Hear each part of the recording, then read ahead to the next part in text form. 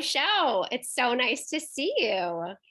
Hi, you too. Hi, Heather. How you doing? Great. We are so thankful that we have the chance to get to take a sneak peek into who look behind the Mavion Zoom filter and see who the real Michelle is.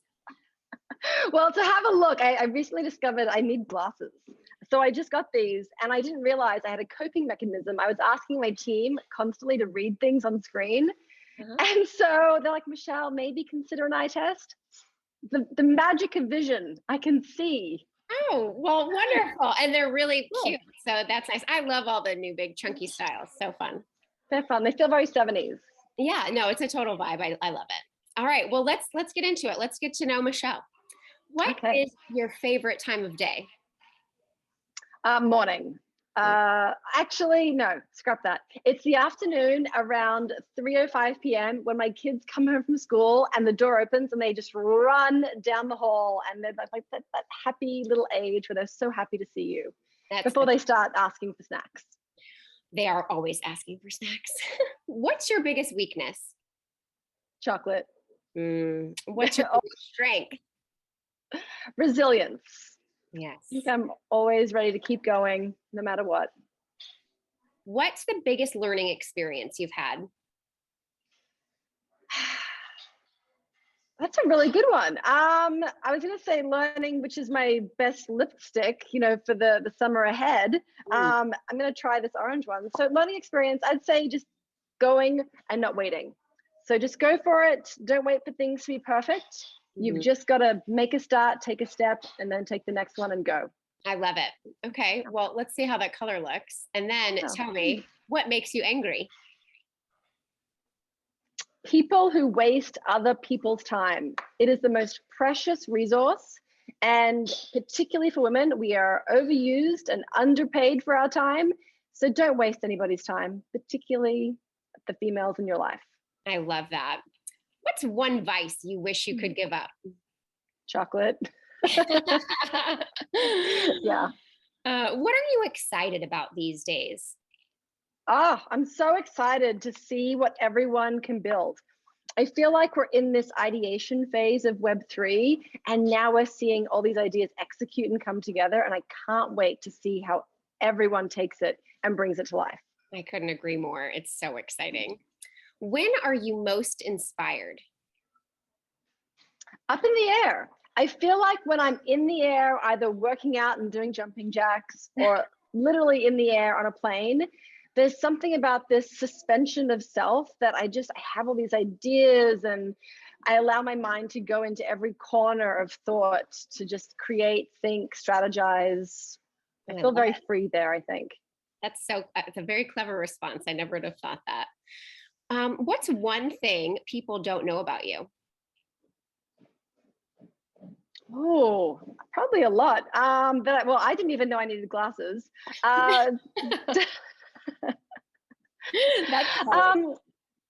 Maybe don't know that I just don't give up. I keep going and going and going. I'm not afraid to just keep going and going and going.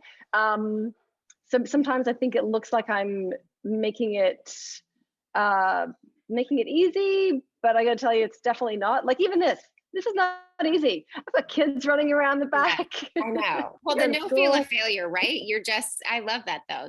I think that's a very great quality and it's an important one. What's the best piece of advice you've received? Oh, my grade 10 teacher, Mr. McMahon, he told me when I was 15, if I wanted to discover new oceans, I must be prepared to lose sight of the shore. And it just was like the right age to have that stick in my DNA, knowing that no matter what I wanted to pursue, actual travel or discovery of a career, trying something new, just to keep that outward look all the time. I love that. What's something you notice about someone when you first meet them? How they make me or others feel. Energy in the room is the most important thing. Love that. What's your guilty pleasure? I'm not going to say chocolate again. It can be, sure. Okay. Guilty pleasure. I don't know. Is waking up at 3 o'clock in the morning and checking OpenSea on the secondaries a guilty pleasure anymore? I mean, yes, it is. Or is that just a part of our life? I think it's both. It's both. Okay, Yeah. what book did you most recently finish? I think that Twitter threads are now the new novels because they're really productive, well-written Twitter threads are very productive, informative, and useful. And I feel like I'm spending a lot of my time reading through endless threads right now. So those are the chapter books of my life right now. I think that's brilliant. What makes you feel accomplished? I don't think anything will ever make me feel accomplished. Oh, I love that. You've got When you're Yeah, like I just want to, like, I think when you're an entrepreneur, you just want to see always what are you capable of doing? And then when you do that, it's, well, what am I capable of next? And what about this? So that will just keep great. going. It doesn't stop, does it? So, okay, here's an easy one. How do you start your day? With the jolt out of bed, straight to Zoom. I live in Australia for the most part, so I'm always catching up to the US time zone. So at 3 o'clock in the morning, I'm answering emails. At 6 o'clock in the morning, I'm on Zoom. Around 7 o'clock, I try to have some lemon water and pretend I'm human again. And do some jumping jacks. Yes. Yeah. If you could switch lives with one person, who would it be?